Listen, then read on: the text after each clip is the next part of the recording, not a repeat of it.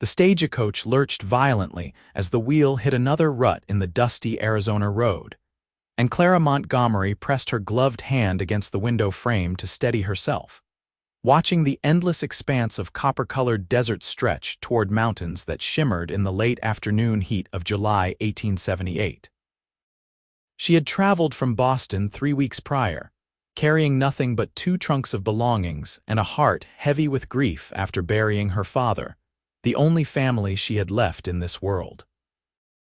The telegram from her Uncle Samuel had arrived on a Tuesday, offering her a position helping him run his general store in the small town of Copper Creek, and Clara had accepted without hesitation, because remaining in Boston meant drowning in memories she could not bear to face. The stagecoach driver shouted something unintelligible, and the horses whinnied as they pulled to a stop in front of a weathered building with a sign that read, Copper Creek Station. Clara gathered her carpetbag and stepped down into the blazing Arizona sun, squinting against the brightness that seemed to reflect off every surface. The town was smaller than she had imagined, just a single main street lined with wooden buildings that looked like they might blow away in a strong wind. A saloon stood on one corner, its doors swinging gently. Across the street sat the general store, her uncle's establishment, and beyond that she could see a church steeple rising against the endless blue sky. "Miss Montgomery," a woman's voice called out, and Clara turned to see a plump lady in a faded calico dress approaching with a warm smile. "I'm Martha Henderson. Your uncle asked me to meet you and bring you to his place. He's dealing with a supply shipment that came in early this morning." Clara shook the woman's hand gratefully. "Thank you for coming. I hope I am not causing too much trouble." "Nonsense, dear. We are always happy to have new folks in town, especially refined ladies like yourself." Martha gestured down the street. "Come along. Your uncle has the apartment above the store all prepared for you. It is not fancy, but it is clean and comfortable." As they walked, Martha chattered about the town, pointing out the important buildings and introducing Clara to several people who stopped to stare at the newcomer. Clara felt their curious gazes following her, and she understood why. In her Boston traveling dress of deep blue silk with its fitted bodice and bustled skirt, she stood out like a peacock among sparrows in this rough frontier town. They had just reached the steps leading up to the store's second floor when a commotion erupted from the saloon. Clara turned to see 2 men stumbling out into the street, shouting at each other. One was red-faced and clearly drunk, waving his arms wildly. The other man stood perfectly still, his hand hovering near the gun belt at his hip. Even from a distance, Clara could see the jagged scar that ran from his right temple down across his cheek to his jaw, a brutal mark that drew the eye and held it. "That's Cole Thornton," Martha whispered, pulling Clara toward the stairs. "Best to stay clear when there is trouble brewing." But Clara found herself unable to look away. The scarred man spoke in a low voice she could not hear, and whatever he said made the drunk man back down immediately, turning and stumbling away down the street. Cole Thornton stood there a moment longer, his hand dropping from his gun, and then his eyes swept across the street and landed directly on Clara. For a heartbeat, they stared at each other across the dusty expanse, and Clara felt something shift inside her chest, like a door opening that she had not known was there. "Miss Montgomery, please," Martha urged, and Clara allowed herself to be pulled up the stairs, though she glanced back once more to find Cole Thornton still watching her, his expression unreadable beneath the shadow of his hat. The apartment was indeed small but comfortable, with whitewashed walls and simple furniture that included a bed, a washstand, a small table with 2 chairs, and a rocking chair by the window. Clara's Uncle Samuel arrived shortly after, a tall man in his 50s with kind eyes and her father's same gentle manner. He embraced her warmly, and they spoke of her journey and her father's passing, sharing quiet grief over cups of tea that Martha had thoughtfully prepared before departing. That evening, after unpacking her belongings and changing into a simpler cotton dress more suitable for the desert heat, Clara joined her uncle in the store below. He showed her how he organized his inventory, where he kept the ledgers, and introduced her to his system for managing credit accounts. The work was straightforward, and Clara felt grateful to have something to occupy her mind and hands. "We open at 7 each morning," Samuel explained as they locked up for the night. "Most of our business comes from the ranchers in the surrounding area, though we get miners and travelers passing through as well. It is honest work, and it keeps food on the table." "I am grateful for the opportunity, Uncle Samuel," Clara said sincerely. "I needed a fresh start, and this place feels like it might offer that." Samuel patted her shoulder. "You will find your footing here, my dear. Copper Creek may be rough around the edges, but there are good people here. Give it time." That night, Clara lay in her new bed listening to unfamiliar sounds. The distant howl of coyotes, the creak of wood settling in the cooling air, the occasional shout from the saloon down the street. She thought about the scarred cowboy and the way his eyes had found hers, dark and intense and somehow sad. She wondered what had happened to him, what had carved that terrible mark across his face, and why the sight of him had stirred something in her that she thought had died with her father. The next morning, Clara woke before dawn and dressed carefully, pinning her dark hair into a neat bun at the nape of her neck. She helped her uncle open the store, sweeping the front step and arranging displays of canned goods and dry supplies. The day passed in a steady stream of customers, mostly women buying flour and sugar and fabric, though several ranchers came in for rope and nails and other hardware. It was mid-afternoon when the door opened and Cole Thornton walked in, his boots heavy on the wooden floor. Up close, he was taller than Clara had realized, broad-shouldered and lean in the way of men who worked hard for their living. The scar was even more dramatic in the bright light filtering through the store windows, a raised line of damaged tissue that spoke of terrible pain endured and survived. He removed his hat, revealing dark hair that curled slightly at the ends, and nodded to Samuel. "Afternoon, Sam. I need ammunition for my rifle and some coffee if you have it fresh. Got a new shipment in yesterday, Cole. Good stuff from back east." Samuel moved toward the back shelves, leaving Clara standing behind the counter. Cole's gaze shifted to her, and she saw his eyes were a startling shade of gray, like storm clouds gathering on the horizon. "You must be Sam's niece from Boston. Word travels fast in a town this size." "Clara Montgomery," she said, extending her hand across the counter, determined not to show any reaction to his appearance. "Pleased to meet you, Mr. Thornton." He hesitated, then took her hand briefly. His palm was calloused and warm, his grip gentle despite the strength she could feel in his fingers. "Just Cole. We do not stand much on formality out here." "Then you must call me Clara." She smiled, and something flickered in his eyes, there and gone so quickly she almost missed it. Samuel returned with the coffee and a box of ammunition, and Cole paid for his purchases, counting out coins from a worn leather pouch. As he turned to leave, he paused and looked back at Clara. "Welcome to Copper Creek, Miss Clara. I hope you will find it to your liking." Then he was gone, the door closing behind him, and Clara found herself staring after him with a strange ache in her chest. Samuel chuckled softly beside her. "Cole is a good man, despite what some folks might say about him. He keeps to himself mostly, works a small ranch about 5 miles out of town, does not cause trouble unless trouble finds him first." "What happened to his face?" Clara asked before she could stop herself. Samuel's expression grew somber. "Apache raid about 3 years back. He was working as a scout for the army then, guiding them through the territory. They got ambushed in a canyon. Cole took a tomahawk to the face but kept fighting, saved 6 soldiers that day. The army surgeon patched him up as best he could, but scars like that do not ever really fade. Some folks treat him differently because of it, which is a shame. He is the same man he was before, just marked by what he survived." Clara felt her heart clench with sympathy and something else, something warmer and more complicated.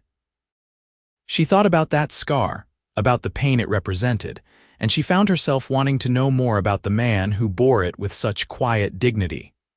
Over the following weeks, Clara settled into the rhythm of life in Copper Creek. She worked in the store 6 days a week, learning the names and faces of the regular customers, becoming familiar with the particular needs of frontier life.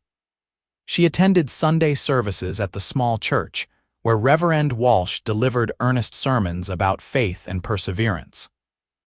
She took tea with Martha Henderson and several other ladies who formed the town's modest social circle, listening to their gossip and their concerns about everything from drought conditions to the upcoming harvest festival.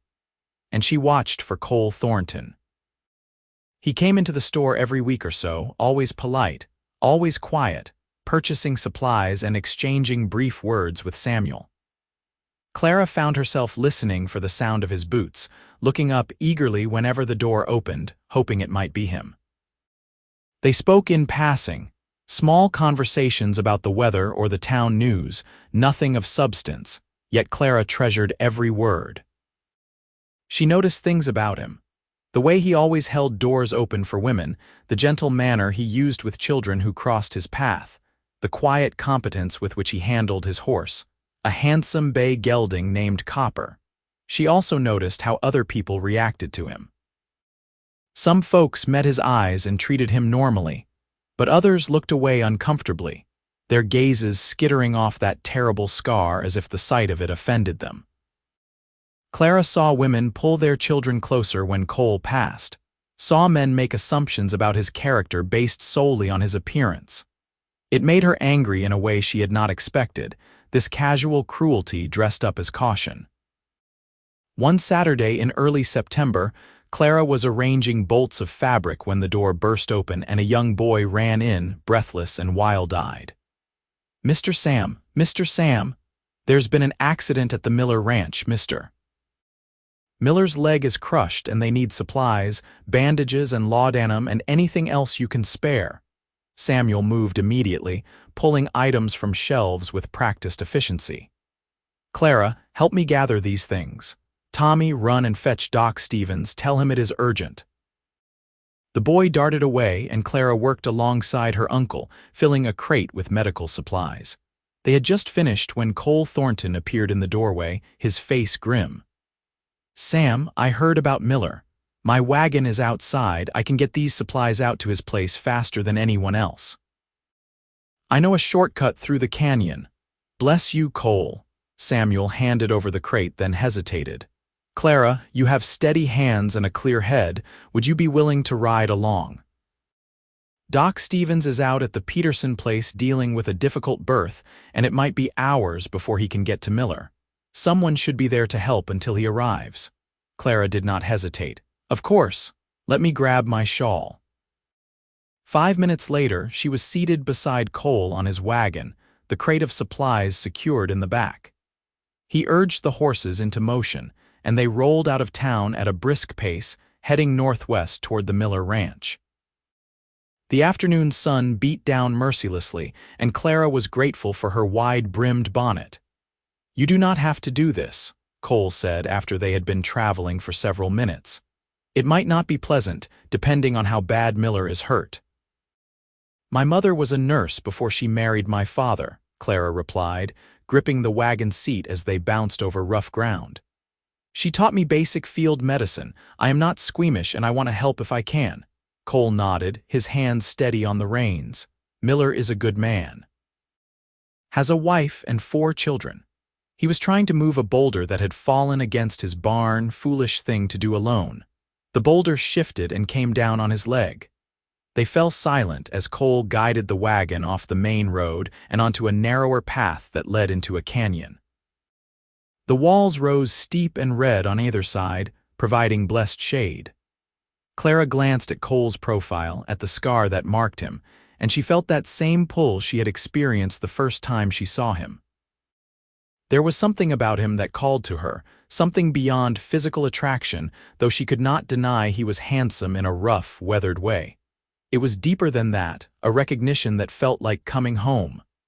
"May I ask you something personal?" she said quietly. He glanced at her, one eyebrow raised. "You can ask, cannot promise I will answer."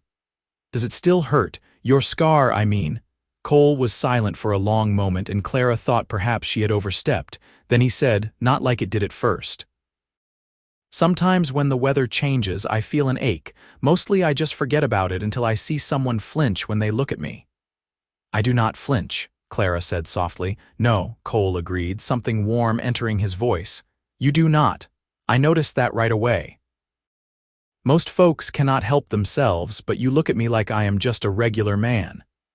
You are just a regular man, Clara said firmly. A scar does not change that. It just means you survived something terrible, which makes you strong, not frightening. Cole pulled the wagon to a stop in the middle of the canyon trail and turned to look at her fully. His gray eyes searched her face, and Clara held his gaze steadily, willing him to see that she meant every word. You are different from anyone I have ever met, Miss Clara from Boston. You look at things differently. Perhaps that is because I know what it is like to carry pain that others cannot see, Clara said. My father died slowly, of a wasting disease that took him piece by piece over 2 years. I watched him suffer and could do nothing to help. When people looked at us, they saw a dutiful daughter caring for her invalid father, but they did not see the grief, the fear, the exhaustion. Pain takes many forms. Yours just happens to be visible. Cole reached out slowly, giving her time to pull away, and laid his hand over hers where it rested on the wagon seat. His touch was warm and gentle, and Clara felt heat spread through her entire body from that single point of contact. I am sorry about your father. That must have been terrible to endure. It was, Clara whispered. But it also taught me what truly matters. Kindness matters, courage matters, how we treat people when they are vulnerable matters. Surface appearances do not matter at all. They sat there in the shaded canyon, hands touching, eyes locked, and Clara felt the world narrow down to just the two of them. She saw something shift in Cole's expression, a softening, a opening, as if he was allowing himself to hope for something he had thought lost to him forever. Then a distant shout echoed through the canyon, and Cole blinked, the moment breaking. He squeezed her hand once and then released it, taking up the reins again. We should hurry. Miller needs help. They arrived at the ranch 20 minutes later to find chaos. Mrs. Miller was crying on the porch while her children huddled together, frightened and confused. 2 ranch hands had managed to free Miller from beneath the boulder and carry him into the house, but he was in bad shape, his lower leg crushed and bleeding heavily. Clara took charge immediately, sending the hands to boil water and tear clean sheets into strips for bandages. She and Cole worked together over Miller's prone form, cleaning the wound as best they could and using strips of wood to splint the shattered bone. Miller screamed and then passed out from the pain, which was almost a mercy. Clara administered laudanum once she had finished, then sat back on her heels, her dress stained with blood, her hands trembling with reaction. Cole caught her shoulders gently. You did good, real good. You might have saved his leg, maybe even his life. Doc Stevens will know better when he gets here, but you gave Miller a fighting chance. Clara looked up at him, at his scarred face so close to hers, and she felt something break open inside her chest, something that had been locked away since her father's death. I was so scared, I did not know if I was doing it right. You did it right, Cole said firmly. You kept your head and did what needed doing. That is all anyone can do. Mrs. Miller appeared in the doorway, her face pale but calmer. Thank you both so much. I do not know what we would have done if you had not come so quickly. Please stay for supper. It is the least I can offer. They stayed, helping Mrs. Miller prepare a simple meal while they waited for Doc Stevens to arrive. The doctor finally showed up as the sun was setting, examined Miller thoroughly, and pronounced that Clara's field medicine had been excellent. You have a steady hand and a good instinct, young lady.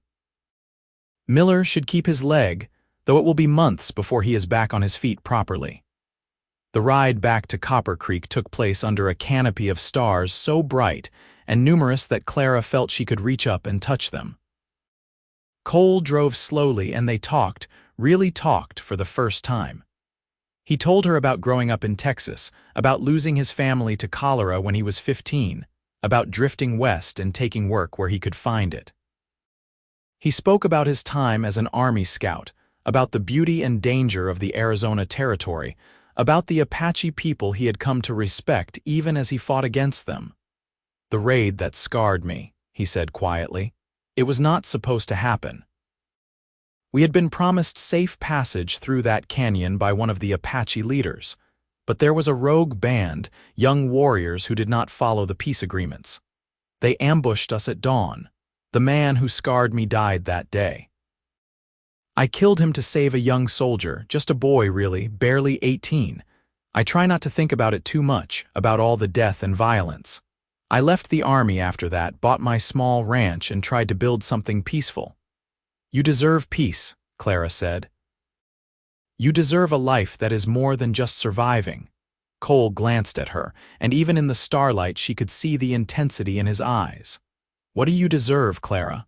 Why did you really come all the way out here to this rough country?" Clara considered her answer carefully. "I needed to find out if I could still feel things. After watching my father die, after losing the only family I had, I felt numb inside, like I was walking through my life without really living it. I thought maybe a complete change, a new place with new people, might wake me up again. And I think it is working. I feel more alive here than I have in years." "I am glad," Cole said softly. "Copper Creek is better for having you in it." They reached town well after midnight, and Cole insisted on walking Clara up to her apartment despite her protests that she could manage. At her door, they stood close together in the dim light from her lamp, and Clara found herself very aware of his height, his warmth, the way his eyes held hers with an intensity that made her breath catch. "Thank you for today," she said. "For getting the supplies out there so quickly, for helping with Miller, for the conversation on the ride back. It meant a great deal to me." "It meant a great deal to me too," Cole said. He reached up and gently tucked a loose strand of hair behind her ear, his fingers brushing her cheek. "I have not talked to anyone like that in a long time. Most folks do not want to hear what I have to say, not with this face looking at them, but you listen like you actually care." "I do care," Clara said, her voice barely a whisper. "Very much." For a moment she thought he might kiss her, and she found herself hoping desperately that he would. But instead he stepped back, settling his hat more firmly on his head. "Good night, Clara. Sleep well." "Good night, Cole." She watched him walk down the stairs and disappear into the night, then let herself into her apartment and leaned against the closed door, her heart pounding. She was falling for him, she realized. Falling hard and fast for a scarred cowboy with kind eyes and a wounded soul that matched her own. The thought should have frightened her, but instead it felt right, like a piece of a puzzle sliding into place. The next day was Sunday, and Clara attended church with her uncle, sitting in the third pew and trying to focus on Reverend Walsh's sermon about forgiveness.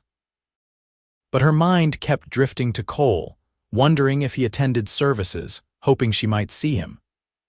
When the service ended and people filed out into the bright morning, she finally spotted him, standing apart from the crowd under a cottonwood tree, his hat in his hands. Clara excused herself from her uncle and walked over to Cole, very aware of the eyes following her across the churchyard. "Good morning. I did not expect to see you here." "I come sometimes," Cole said with a small smile. "Not every week, but when the mood strikes me. Figured this morning was a good time to give thanks that Miller is still alive and that I got to spend time with an interesting woman from Boston." Clara felt warmth flood her cheeks. "Would you like to take a walk? It is such a beautiful morning." They walked together to the edge of town, following a path that led along a dry creek bed lined with mesquite trees. Cole told her about his ranch, about the dozen head of cattle he was raising, about his plans to expand if the drought broke and grass grew better next year. Clara talked about Boston, about the libraries and theaters and busy streets that felt a world away from this open desert country. They compared their childhoods, finding unexpected similarities despite the difference in their backgrounds, both of them shaped by loss and loneliness, both of them searching for something they could not quite name. When they finally turned back toward town, Cole said, "Would you come out to my ranch sometime? I would like to show you what I have built. It is not much, just a small house and barn and some corrals, but it is mine, earned with honest work. I would value your opinion on it." "I would love to," Clara said warmly. "Perhaps next Saturday if I can get away from the store. Next Saturday it is." That week passed with agonizing slowness for Clara. She worked in the store, counting inventory and helping customers, but her mind was always elsewhere, thinking about Cole and the way he looked at her, the gentleness in his touch, the sound of his laugh when she said something that amused him. She found herself daydreaming about his ranch, about what it might be like to live there, to wake up each morning beside a man who saw her truly and completely. Martha Henderson noticed Clara's distraction and cornered her one afternoon while Samuel was out making deliveries. "You have feelings for Cole Thornton, do not you? I have seen how you light up when he comes into the store." Clara saw no point in denying it. "I do. He is a good man, Martha, one of the best I have ever known." Martha smiled kindly. "I think so too, dear. I just worry that you might face some unkindness from certain quarters. There are people in this town who judge Cole harshly because of his appearance, and they might extend that judgment to anyone who associates with him too closely."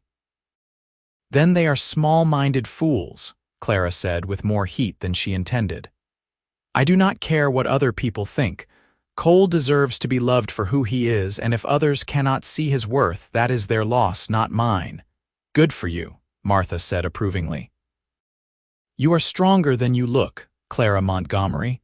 I think you and Cole might be very good for each other." Saturday arrived bright and clear, and Clara dressed carefully in her riding habit, one of the few practical items she had brought from Boston.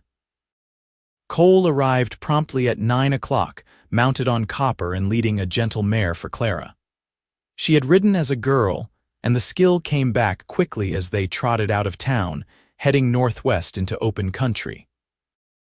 The ranch, when they reached it after an hour's ride, was exactly as Cole had described, small and neat and clearly maintained with care. The house was adobe with a covered porch, the barn was solid and well-built, and the corrals held several horses and a dozen cattle. Mountains rose in the distance, purple against the blue sky, and the land rolled away in gentle swells covered with desert grass and scattered mesquite.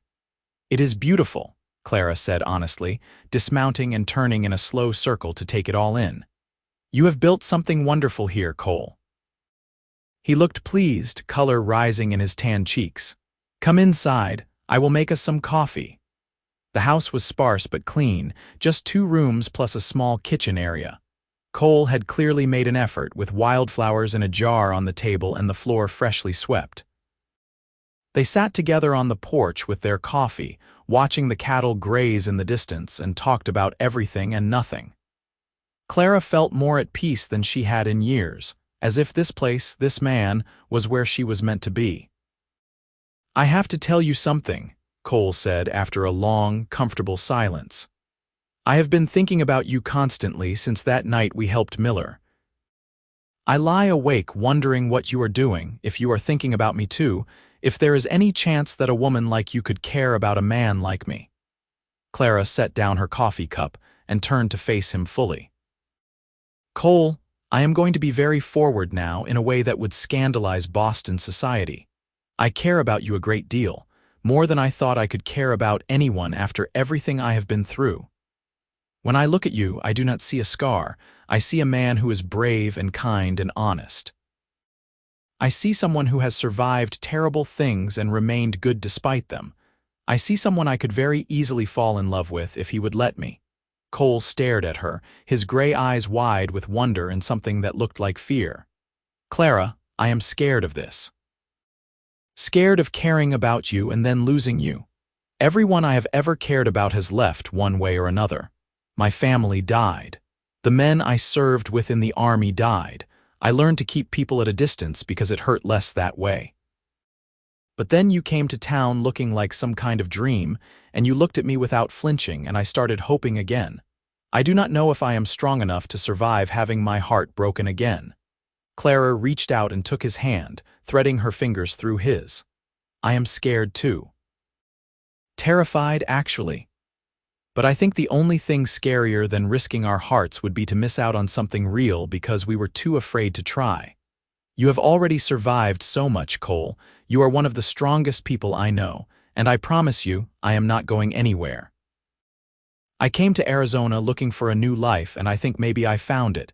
Here with you. Cole raised her hand to his lips and kissed her knuckles gently, his eyes never leaving hers. You are extraordinary, Clara Montgomery, absolutely extraordinary. And you are mine, Clara said softly. If you want to be, in answer, Cole cupped her face in his hands, his calloused palms warm against her skin, and kissed her. It was gentle and sweet and full of promise, and Clara felt something inside her heal, some broken piece knitting back together. When they finally pulled apart, both breathing hard, Cole rested his forehead against hers. I am yours, he whispered. Completely and entirely yours. They spent the rest of the day together at the ranch, talking and laughing and stealing kisses when the mood struck them. Cole showed her around the property, pointing out where he planned to expand the barn, where he wanted to plant a vegetable garden, where he thought a chicken coop might go. Clara listened and offered suggestions, imagining herself as part of this life, helping to build and grow something lasting. As the sun began to set, painting the sky in shades of orange and gold, Cole reluctantly said they should head back to town. I do not want to damage your reputation by keeping you out too late. People talk, especially in a place like Copper Creek. Let them talk, Clara said boldly. But you are right, we should go back. My uncle will worry. The ride back to town was slower, both of them reluctant to end the day. At the edge of Copper Creek, as the first lamps were being lit in windows, Cole pulled his horse close to Clara's and said, I want to court you properly. I want to take you to dinner at the hotel, walk with you after church, maybe take you to the Harvest Festival next month. I want everyone in this town to know that you are special to me. I would like that very much, Clara said, smiling so wide her cheeks hurt. And so their courtship began in earnest, conducted under the watchful eyes of the entire town. Cole came calling every Sunday after church, and they would walk together or sit on her uncle's porch, talking for hours. He took her to dinner at the hotel restaurant twice, both times dressing in his best clothes and behaving with perfect gentlemanly courtesy. Samuel approved wholeheartedly, telling Clara that he had never seen Cole so happy, so open and at ease. Not everyone approved, of course. Clara heard whispers in the store, saw disapproving looks from some of the more judgmental townsfolk.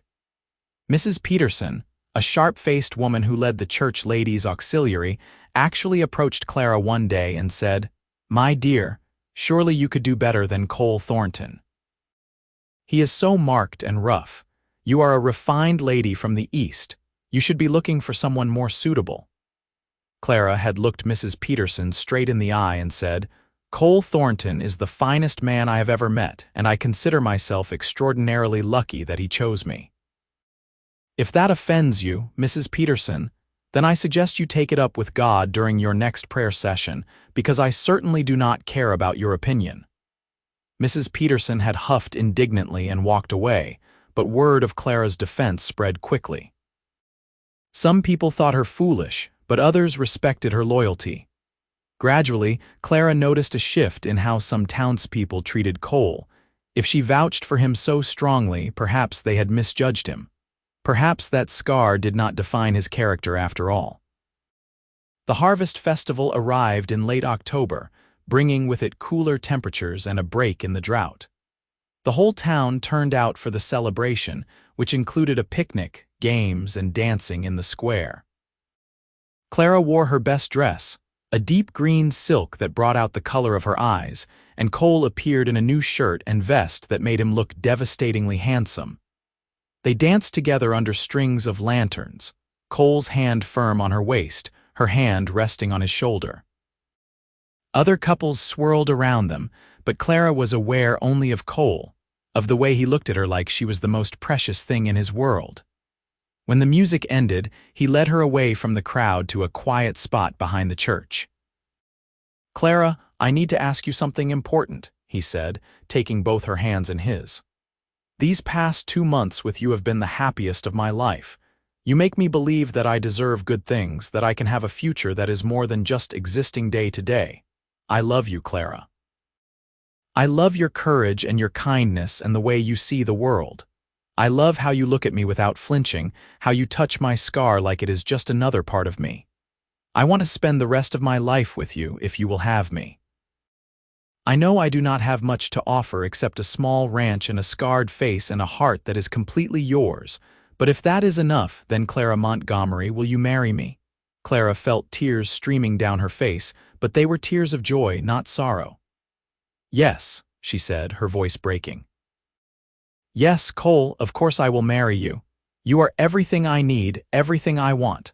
I love you so much it frightens me sometimes, but it is a good fear, the kind that comes from having something precious to lose. I want to build a life with you, to wake up next to you every morning, to grow old with you on that beautiful ranch. My answer is yes, 1,000 times yes. Cole kissed her then, deeply and passionately, pouring all his love and relief and joy into that single kiss. When they finally pulled apart, both laughing and crying at the same time, Cole reached into his pocket and pulled out a simple gold band. It was my mother's ring, the only thing I have left of her. I know it is not much, but I would be honored if you would wear it. Clara held out her hand and Cole slipped the ring onto her finger. It fit perfectly, as if it had been made for her. It is beautiful, Cole, perfect. I will treasure it always. They returned to the festival to share their news, and the reaction was mixed but mostly positive. Samuel embraced them both, thrilled to see his niece so happy. Martha Henderson cried and said she had known from the beginning that they were meant for each other. Even some of the people who had been skeptical of their courtship offered congratulations, won over by the obvious love between them. They were married 6 weeks later in the small church, on a crisp December morning with sunshine streaming through the windows.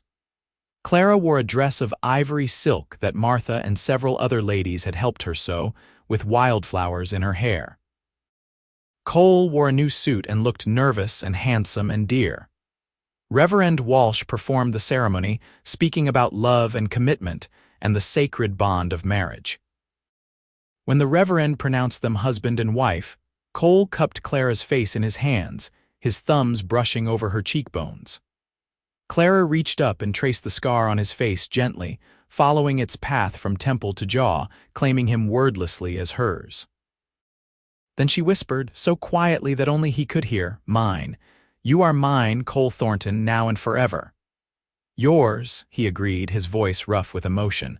"Always yours." They kissed to seal their vows, and the small congregation erupted in applause and cheers. Clara felt joy bubble up inside her, bright and effervescent, washing away the last shadows of grief she had carried from Boston. She was home now, truly home, with a man who loved her and whom she loved with her whole heart. The wedding breakfast was held at the hotel, with food and music and toasts to the happy couple. Cole did not let go of Clara's hand the entire time, as if afraid she might disappear if he released her. When the celebration finally wound down in late afternoon, they rode out to the ranch together, to the home that was now theirs. That first night as husband and wife was sweet and tender and full of discovery. They learned each other's bodies slowly, with reverence and joy, and when Clara traced the scar on Cole's face again in the lamplight, she kissed it gently and said, "Every part of you is beautiful to me. This scar is part of your story, part of what made you into the man I love. I would not change anything about you."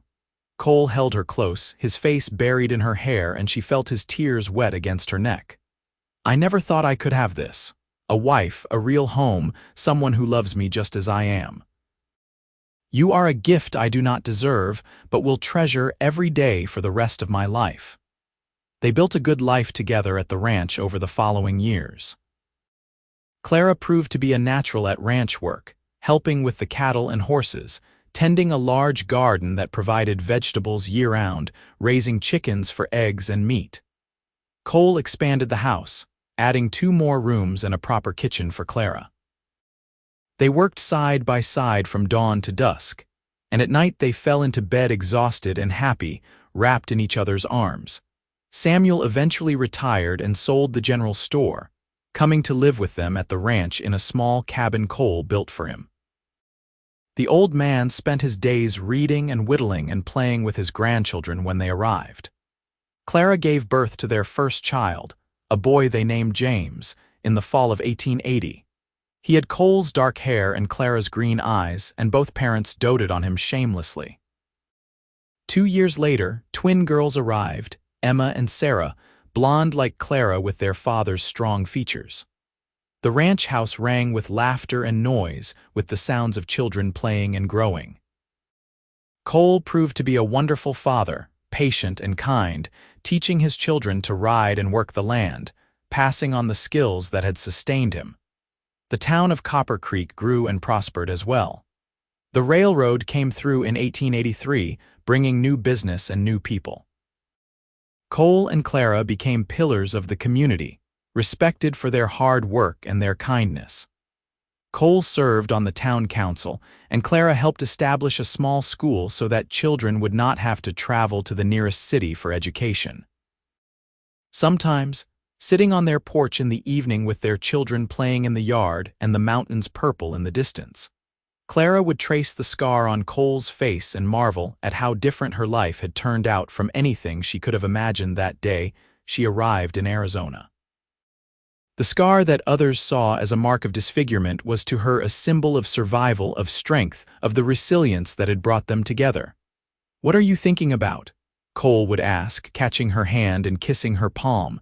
"How lucky I am," Clara would reply. "How grateful I am that you walked into my uncle's store that day and gave me a reason to believe in love again."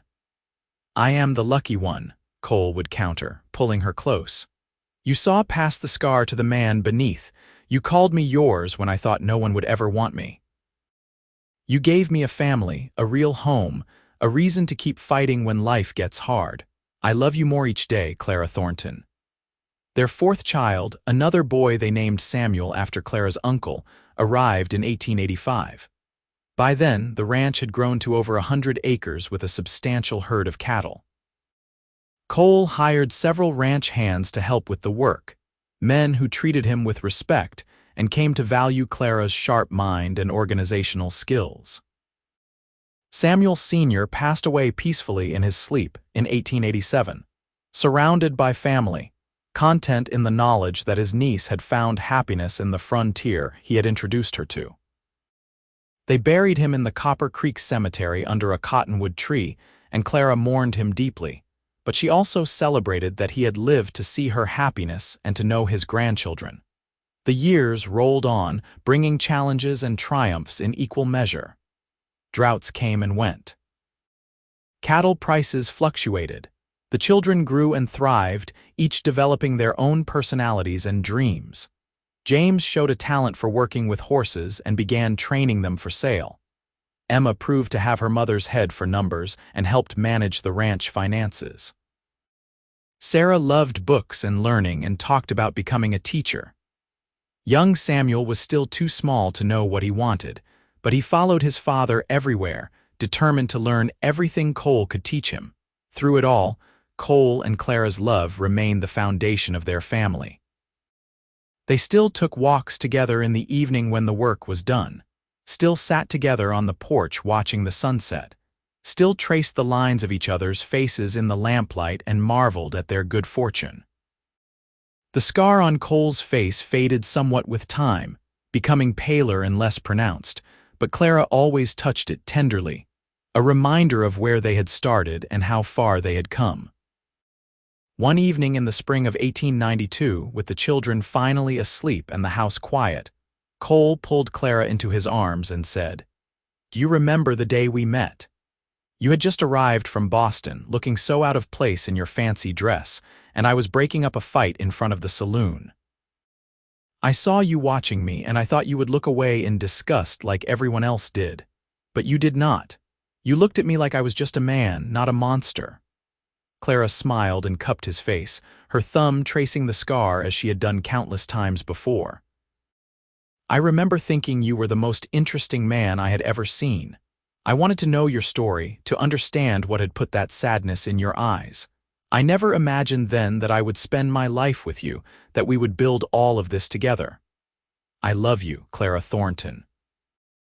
More than words can express. You saved me in every way a person can be saved. You gave me a reason to live instead of just survive. And you saved me right back, Clara whispered. You showed me that love was still possible, that joy could exist even after terrible loss. You gave me a home and a family and a purpose. We saved each other, Cole. That is what love does.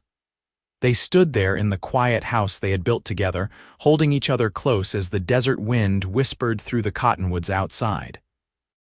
The scar on Cole's face bore silent witness to the pain he had endured, but also to the love he had found, to the woman who had looked past the surface to see his heart. Clara had traced that scar gently from the very beginning and called him hers, and in doing so, she had given him the greatest gift of all, the knowledge that he was worthy of being loved. Their children grew into fine adults, each finding their own path in life. James took over management of the ranch, expanding the operation with his father's guidance. Emma married a banker from Tucson and used her financial skills to help other ranchers manage their accounts. Sarah became a teacher, just as she had dreamed, establishing a school for children in the smaller settlements around Copper Creek. Young Samuel joined the Territorial Rangers, dedicating himself to keeping the peace in the still sometimes dangerous Arizona Territory. As Cole and Clara grew older, they stepped back from the daily running of the ranch, content to advise and support while their children took the lead. They spent their days quietly, working in the garden, riding out to check on the cattle, sitting together in comfortable silence that spoke of decades shared. Cole's hair turned silver, and lines appeared at the corners of Clara's eyes, but to each other they were as beautiful as the day they met. The town of Copper Creek hosted a celebration for their 25th wedding anniversary in 1903. It seemed the entire community turned out to honor the couple who had become such an integral part of the town's identity. People gave speeches about Cole's fairness when he served on the town council, about Clara's generosity in helping establish the school and library. Their children and grandchildren surrounded them, a testament to the family they had built from love and determination. At the end of the evening, as fireworks exploded over the desert sky in celebration, Clara took Cole's hand and led him away from the crowd. They walked to the edge of town, to the same path along the dry creek bed where they had walked during their courtship all those years ago. The cottonwoods had grown taller and the town behind them had expanded, but some things remained constant.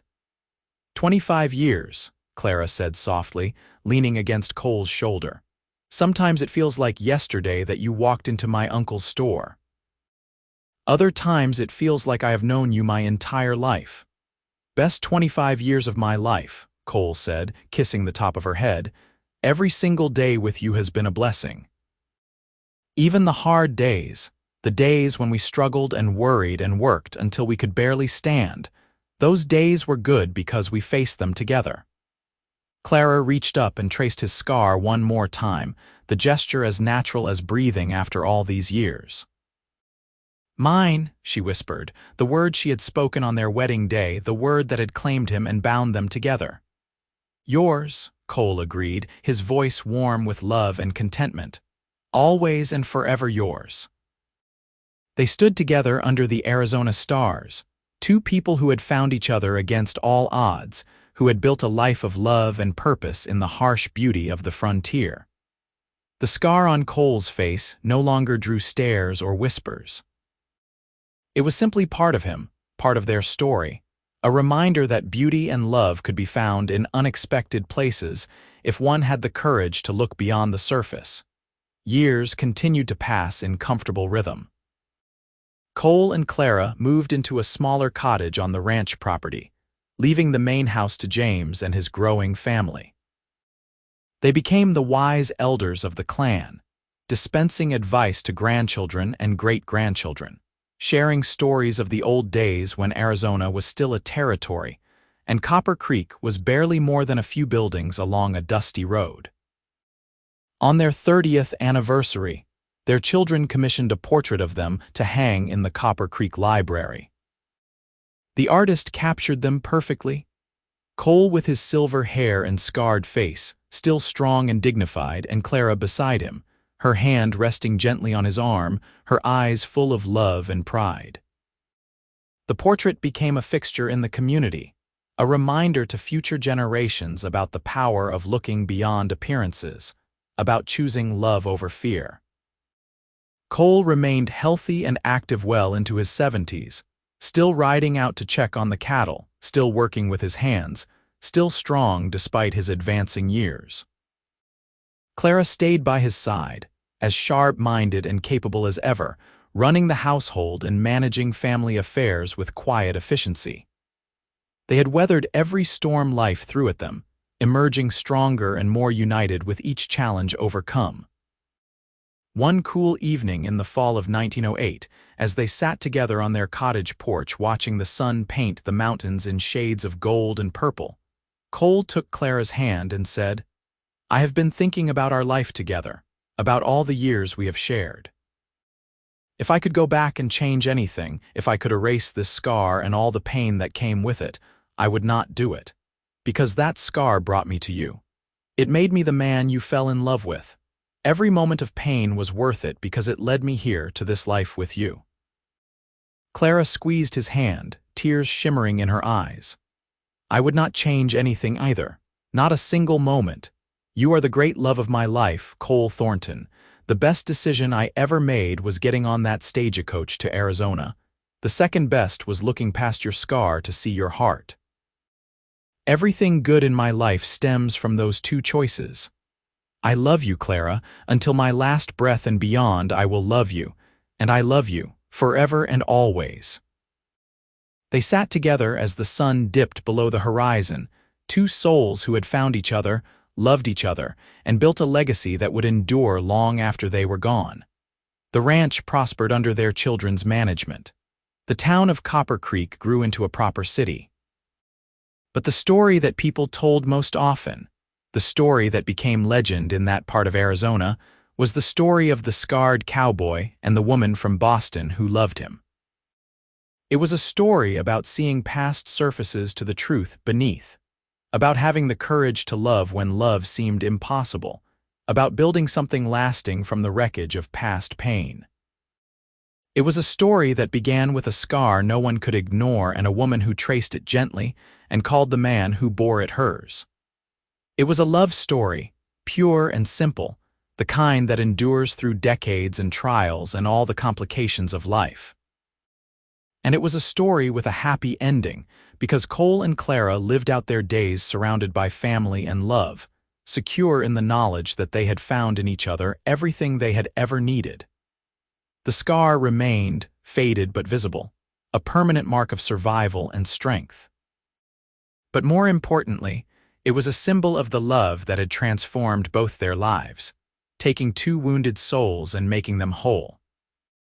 Their great-grandchildren would grow up hearing stories about Grandpa Cole's scar, about how he got it fighting in the Apache Wars, about how Grandma Clara had touched it without fear and declared him hers. The children would trace the scar carefully when Cole let them, marveling at its texture, and Clara would smile and tell them that scars were not something to fear or pity. They were marks of survival, proof that someone had faced hardship and lived to tell the tale. When Cole finally passed away peacefully in his sleep in 1912, at the age of 78, Clara held his hand through his final hours, speaking softly about the life they had built, the children and grandchildren and great-grandchildren who carried on their legacy. She traced his scar one last time, her fingertips gentle on skin she had touched thousands of times over their decades together. "Mine," she whispered through her tears. "You will always be mine." Clara lived another 5 years, surrounded by family, telling stories of her great love and the ranch they had built from nothing. She never remarried, never wanted to. Cole had been her one true love, the man who had shown her that home was not a place but a person. When she died in her sleep in the spring of 1917, her children buried her next to Cole in the Copper Creek Cemetery, under the cottonwood trees that had witnessed so much of their life together. On their shared headstone, their children had inscribed, "Cole and Clara Thornton, he was hers. She was his, love endured." It was simple but perfect, a fitting epitaph for a love that had started with a scarred face and a gentle touch and had grown into something extraordinary. Their story became part of the history of Copper Creek, passed down through generations, a reminder that true love sees beyond the surface to the soul beneath, and that the greatest courage is the courage to love without reservation, without fear, with complete and absolute trust. The ranch remained in the family for generations, growing and changing with the times but never losing the spirit that Cole and Clara had infused into every acre. And sometimes, on quiet evenings when the wind whispered through the cottonwoods and the mountains turned purple in the fading light, people swore they could feel the presence of the founding couple, still together, still in love, watching over the land and the family they had created through sheer determination and unwavering devotion. It was a love story for the ages, born in the Wild West of 1878, forged in the harsh beauty of the Arizona desert, and lasting far beyond the mortal lives of the two people at its center. The cowboy had a scar across his face no one could ignore, and the woman from Boston traced it gently and called him hers. And in doing so, she gave them both a love that would echo through time, inspiring everyone who heard their tale to look deeper, to love braver, and to understand that the truest beauty lies not in perfection, but in the courage to love and be loved exactly as we are.